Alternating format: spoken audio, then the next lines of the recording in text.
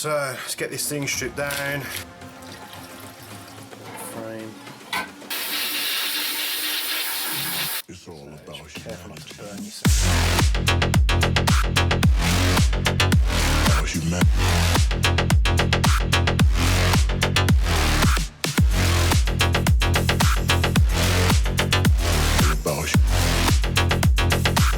It's all about humanity.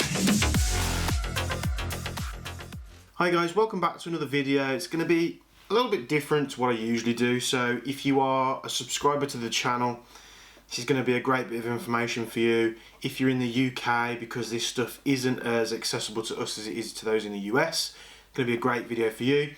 If you're a real still shooter, or you're a shooter in the US or something, and this is a run-of-the-mill everyday thing to you, you might find some value in it, but most cases are not. You're probably not going to. There's loads of other videos out there of real firearms companies using Cerakote and other bits and pieces. But the main question I wanted to answer and get my head round is, can you do Cerakoting at home? Because there's not a lot of places in the UK that do this type of thing. There are a few places in Europe that are a little bit more up to speed with it. But not only is it hard getting the actual compounds and the ceramic coatings itself, but also how far do you have to go in, and is this a process that you can do at home? Because many of us here in the UK, airsofters and real shooters alike, might like the idea of Cerakoting some of your guns or your gear or anything like that, but don't necessarily like the idea of going and spending a couple of £100 on getting someone to do it for you. So yeah, that's where the question popped up in my head. I've obviously had stuff Cerakoted before in the past, and it's been a very good coating. So the short answer of that is yes, you can very well Cerakote at home, but you're going to need a lot of things to get the job done right. Now yes, you could go buy some Cerakote, slap it on, chuck it in your oven, which your other half might not be too happy about, but if you want this coating to work as good as it should do, there are certain few things that you need to do. Just as a disclaimer, I'm in no terms an expert of Cerakote. This is the first time of me personally doing the application of such a thing, but the reasoning behind it is I run Bespoke Airsoft. Everybody knows that. If you're a subscriber to the channel, you might know already. However, I run a little thing on the side called Jaeger Precision. Now this is just a place where I can express my love for the hobby in ways that maybe aren't relevant for Bespoke Airsoft. I like to tinker, I like to do a lot of things at home and out on the field that might not be relevant to what Bespoke's doing. So that's what the page is kind of for, and I think this kind of fits into there. So if you haven't already, go check out Jaeger Precision on Facebook. It's where I do all my funky stuff. I do barrels, I do silicone oils and stuff, and I'm going to be doing stuff like Cerakote and do a lot of laser engraving work as well. But let's get all the boring stuff out of the way. What are you actually going to need? So the first thing I grabbed was some of these measuring cylinders. These are glass. I bought these from eBay. They're actually very, very good. They're very inexpensive. You get a set of 5. They're all different, obviously different sizes. The only problem I had is the biggest cylinder actually is depressed in the bottom for the fixture of where it's on the base, and because that's depressed, if you pour 100ml or say like 20ml into this one and you pour it into the big one, it doesn't quite add up, so that isn't accurate. But the other 4 that I've got here, actually the people that sold these on eBay, I got in touch with them and told them, and they actually just completely refunded me for that cylinder in itself. These weren't expensive whatsoever, so I think they ended up refunding like half the order just for one that was bad. So these obviously come out of China, but I'm very, very pleased. You get 5 in the set, and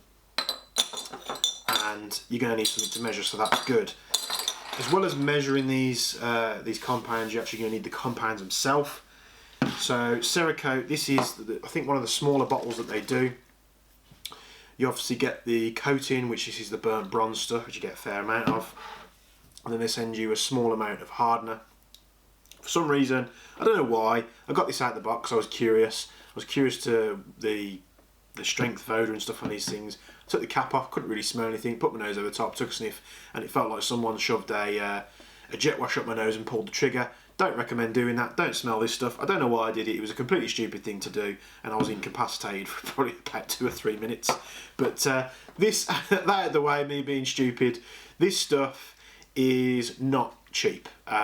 This has actually come from Europe, and I think the small sort of what they call a tester bottle set, which, you know, probably do a pistol or a receiver easily enough. I think it was about 40-50 euros delivered. No, 40, I think it was about 39-40 euros, and then I had to pay probably about 16-17 euros shipping. Yeah, that's how crazy it is, so it's not cheap whatsoever. However, if you want the best coating, you're going to have to be prepared to put up the money. So, as well as the coating itself, you're going to need something to clean. Now, you can go get acetone fairly cheap. This is what you'll need to use, because not only are you going to have to bath the products, bath the subject, so the pistol will receive whatever you're doing once you've got all the bits off. You're going to have to get all the contaminants off. So I just picked up a big 5 litre tub of acetone, again off eBay. Most of this stuff you can find on eBay really cheap. I think that was about £8-9, so you can get a lot of acetone for your money. You're also going to need something like this. Then I grabbed this off one of these UK companies that do plastic bottles, and it's just a little spray bottle, which means if I'm washing off any of the parts, or I want to do something where I don't have to bath the product, I can use this and you literally just press it and it disperses acetone, and it's safe for acetone as well, and it's got it clearly labelled what's in the bottle so I don't forget, because we do have a lot of these bottles lying around. If you're bathing the stuff and you don't have like stainless steel vats or anything like that, which many of you might not, the best thing I've come across to bath this stuff in, go grab yourself an ammo can. Again, grab this off eBay. I think it was about £10-15. Very inexpensive. I'm actually storing lipos in there at the moment, but I actually filled this up with acetone because I was curious whether the acetone would strip the paint that's on these, and I left it for probably about 5 or 6 days, tipped it out, paint hasn't come off whatsoever, so this is going to be perfect for chucking the acetone in and bathing the pistol or receiver, whatever we want to do. And it's got a sealable lid, so if you want to leave it for a bit, you can seal it and the fumes aren't going everywhere and you don't stink the house out. So that's a good cheap alternative. It's also good for storing lipos as well safely, so highly recommended. Very inexpensive. Of course, you're going to need latex gloves. You pick them up at your local hardware store if you're in the US, or B&Q, anywhere like that in the UK. You're going to need paint filters, because once you've mixed the paint, you're going to have to put it through a filter to make sure there's no bits or anything that clogs up your device that you're using to apply the paint itself. So again, these were, I think, 150 micron paint filters, again off eBay, very inexpensive, or paint shops or paint supply shops. Car places use a lot of this stuff as well, so you probably get it from there. Of course, you're going to want some breathing apparatus, just a mask for fumes and dust and other bits and pieces like that. As well as some eyewear, just your regular eyewear. Just make sure nothing splashes you in the eyes or hits you in the face or anything when you're spraying this stuff. That's the last thing that you want. And the other things that you will need, so you'll need a method of dispersing the ceramic coat into the piece that you're painting. So you can use airbrushes, you can use, if you've got like a compressor with a paint gun, you can use that as well. Just make sure it's got a fine tip on it. I think for this I'm going to use my airbrush, just because I've got a really expensive airbrush and a really cheap air gun for the paint gun for the compressor that I have. Bear in mind, all this stuff, yeah, you might be thinking, oh god, I need this, that and that, I need an air gun or a compressor and an airbrush. It's all stuff that's going to add up, so if you're thinking of just Cerakoting one thing and that's it, you're probably not going to be doing this, because you're going to spend just as much on sort of like an airbrush and a compressor to what you just go and pay someone to do it anyway. But if you have already got this stuff, and this delves into the question, can you Cerakote at home? Yes, if you have the gear. So if you haven't got the gear, you can by all means go out and get it, but it's going to cost you more than what you would just send the part to someone, get it Cerakoted, sent back to you. Because I already have all this equipment in place, it's of no cost to me at the moment. So I've got an airbrush with a small compressor that I can use. I've got a big compressor with a paint gun that I can use if need be. You just need a well ventilated area. You're going to need somewhere to cure the paint, so an oven. You can use the oven in your kitchen if you want, but I've actually got some standalone ovens that I used to use when I was doing Kydex stuff, so they're actually pretty good. They're pretty responsive and easy to set the temperature and stuff, so I'll probably be using those. I've got a couple of them as well, so I can get a couple of parts in and out, and I'm not stinking the oven, so when Amanda comes home she rips my head off. But So you've got the oven to cure the paint, and then the next thing you're probably going to need is some kind of method of sandblasting or media blasting the part itself. You could very well do all this if you've got the equipment. You haven't got a sandblaster, you could probably just go to find someone locally. The only thing you want to make sure when you're sandblasting or media blasting the parts that you're going to paint is that the part is clean. So, you know, using gloves so your fingerprints and the oils off your hands don't get on there. So if you're taking it somewhere to get media blasted or sandblasted, you're going to make sure that part's clean, but you can always re-bathe it in acetone and cook off the part when you put it in the oven, just to get rid of any oils or greases that might remain on there.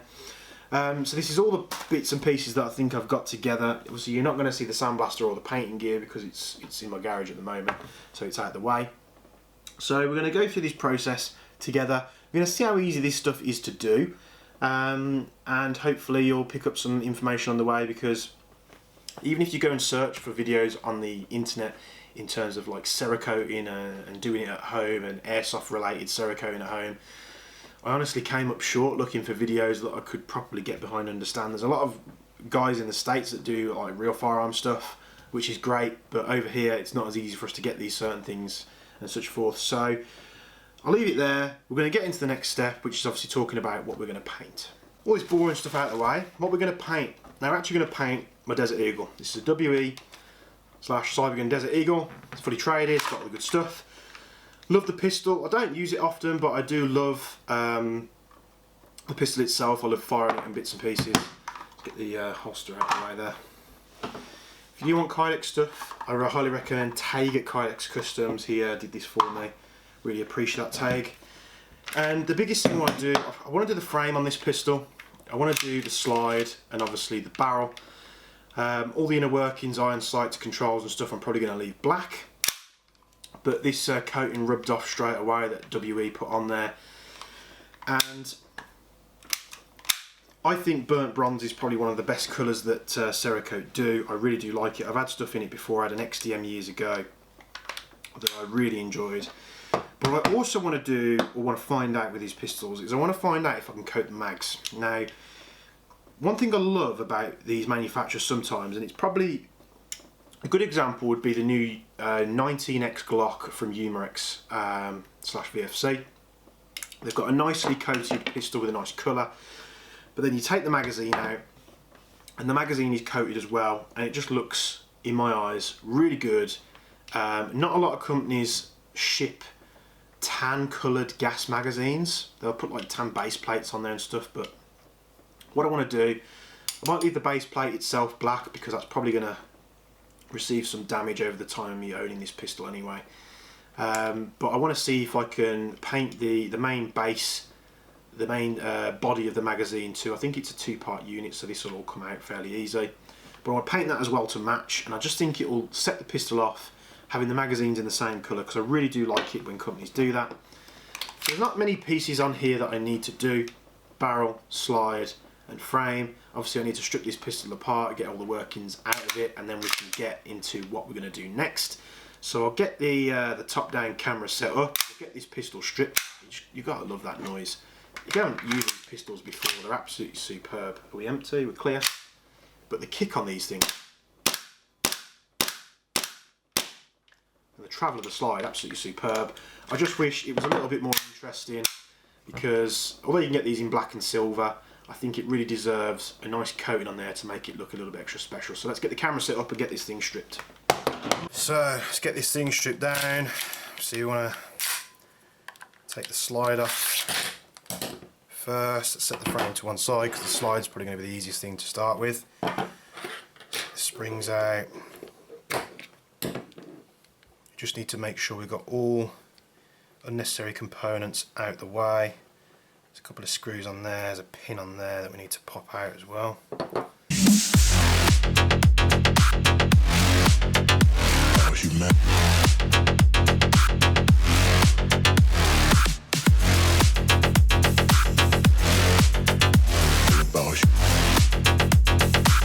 It's all about humanity.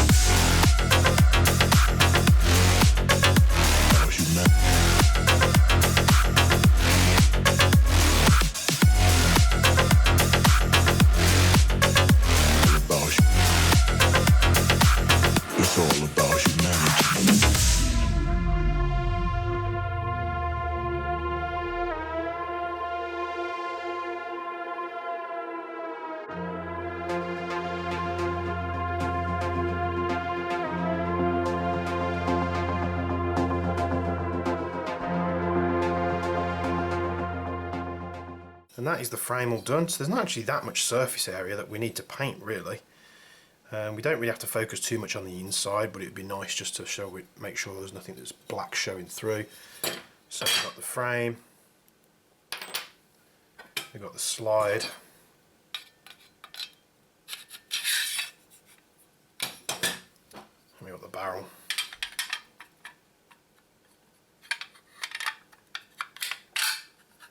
So, kind of looks like a garter kit now, doesn't it?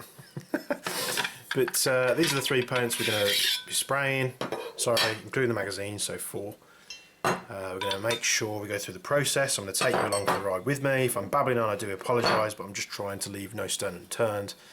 So the only thing I need to do is get this off, which I just think I need a spanner to get that off, but and we'll come back with the next step.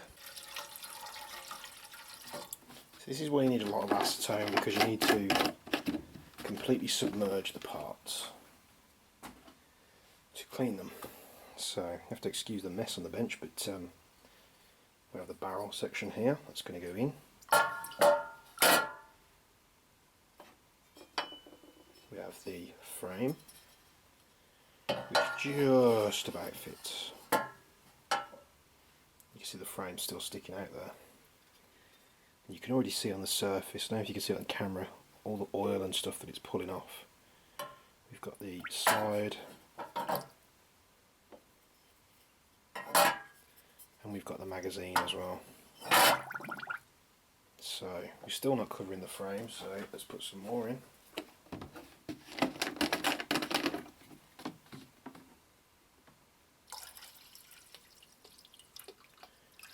Because we need complete coverage, so that's just about full, that is. I don't know if you can see all the dirt and scum that's coming off on the water. I think you probably can actually. See all the dirt. The bits it's pulling off already, so we're going to leave that to soak. So just put the cover on there. That's going to have to sit there for about 20 to 30 minutes to pull all the oil, grease and other bits and pieces off there. And the next step is going to be sandblasting.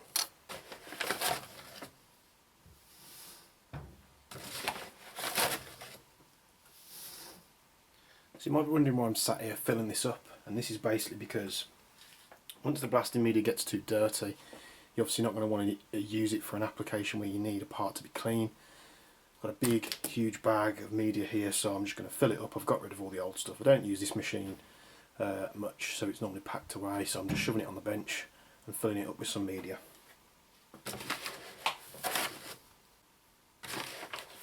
And you can get these units on eBay for like probably about 100 quid, £100, $120 ish.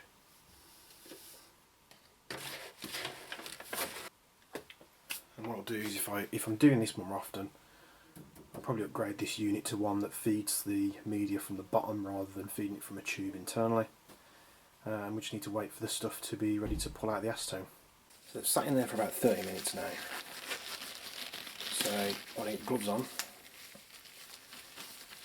because it's all about part contamination now. So we don't want to get, obviously you don't want to get acetone on your hands, but you also don't want to get the parts contaminated with the oils off your hands and stuff. So I'm going to go in first. Let's pull the frame.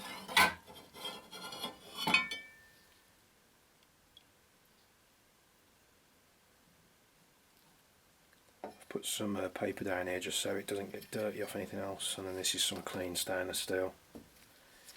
You'll see it's already had an effect on the paint. It's actually started to pull it already. They don't paint these with the best paints, to be honest. The best types of paint even. I don't even know what I'm saying now, but there's a magazine.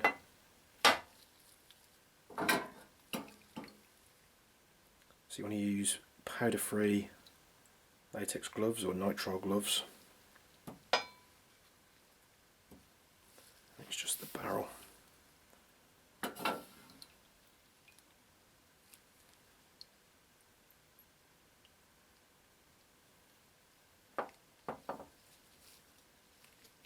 You'll notice when you get acetone on your hands it feels really cold because it's evaporating. seal that back up because we're going to probably need to use that again in future. Really good, these, cheap as well. So the parts are laid out. Obviously going to want to let these dry. Paint's already started to soften up on them, so when we blast it, it's not going to take too much effort. I'm not going to go with the sandblasting. I'm not going to go heavy into the ports as you see here, because they're not going to be seen anyway. It's going to have a plate on the bottom. All the internal workings here, because we're not really too bothered about that. We just want the outside coating and perhaps just the tops and just the insides of the tops, just so it sort of all looks right. So these are drying off really fast. You can see the effect on the paint there. I think I just roughly touched that with a screwdriver when it was in there, and the paint was just coming straight off. So, but parts are nice and clean. Next step, we've obviously got to sandblast this thing. You don't want to use too high a pressure. You've obviously seen the sandblaster that I've been filling up with the media. Once we've blasted it, we need to gas it out, and what that means is we're basically going to cook the part at about 150 degrees centigrade, 300 Fahrenheit in the oven, and what that'll do is it will just pull any oils or any other residues to the surface. And then when we pull the parts out of the oven, if it's clear there's still oil and residues on the surface, then we need to re-clean it, blast it, and just make sure that it's oil free. So we'll come back in a moment when all these parts are dry. So we're going to get to blasting the parts now. Try to set the camera up so you can see as much as possible, but it's going to get murky in there. You're not going to be able to see too much. I'm going to get the mask on as well, because dust particles, especially media stuff in the air. The compressor will probably kick on once it's distributed most of the air that's in the tank, so if that comes on, apologies, it's just the way it is. What I'll say is if it does come on, you don't want to listen to it, just pop the volume down the video.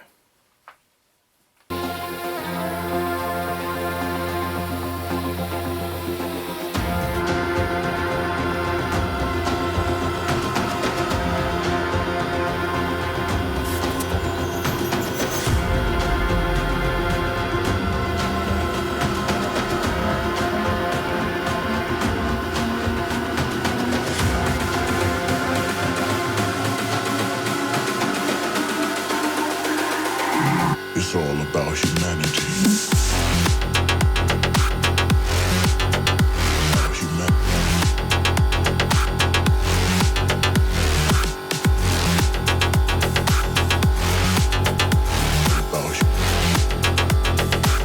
It's all about humanity.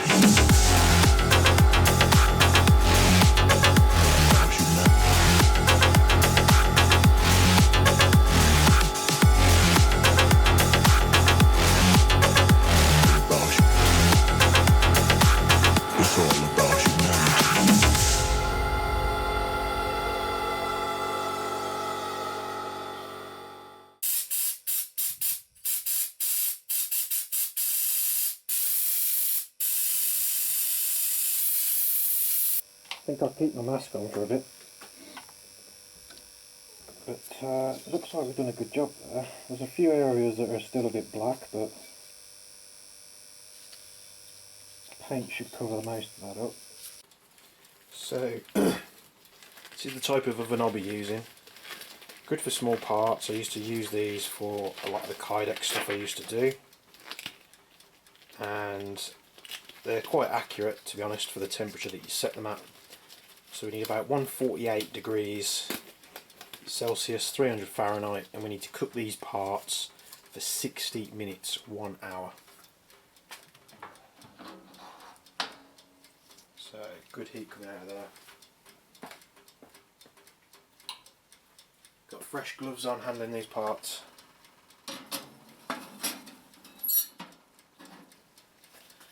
We're just going to push this all the way to the back.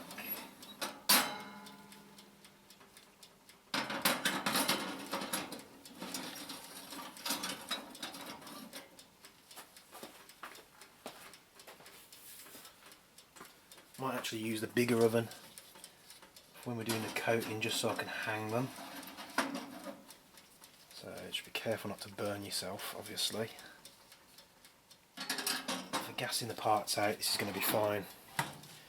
So 60 minutes and we'll be back in an hour. Right, so he's been in here for an hour. So all I've got myself a nice thick ironclad glove on, and then I've got a paper towel which I'm going to use just so I don't touch any of the parts, contaminate them.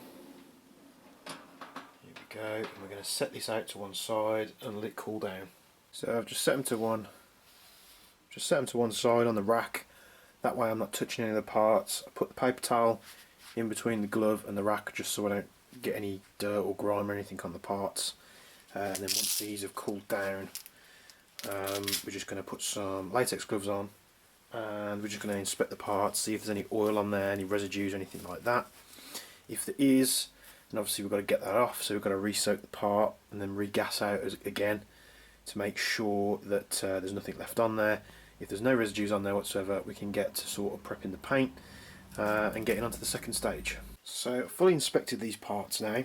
Things you've got to remember, obviously taking these out of the oven, thicker parts, so in this case the magazine and the barrel are going to retain their heat for much longer. Obviously I'm not trying to teach you how to suck eggs, but you just got to be careful when picking them up. So like these two thinner parts are obviously cool, but these two were just very, very hot even after a while. So you just got to make sure they cool down enough. I've inspected all the parts, they're still a bit warm here, but there's no residual oils, there's nothing, no grease or anything on them, so that's good. So then all we're going to do now is we're going to start prepping, obviously painting this thing. So that will be in part 2. I'm going to break this down into 2 parts just because it's going to be a really long video. So that wraps it for part 1. Stay tuned for part 2, which will be coming up very soon, which will get to painting the thing, and then we're going to oven cure it, and then we're going to put this thing together, and I bet it's going to look the absolute bee's knees. So stay tuned, hit the subscribe button, and get ready for the part 2, which will be coming up in the next day or so.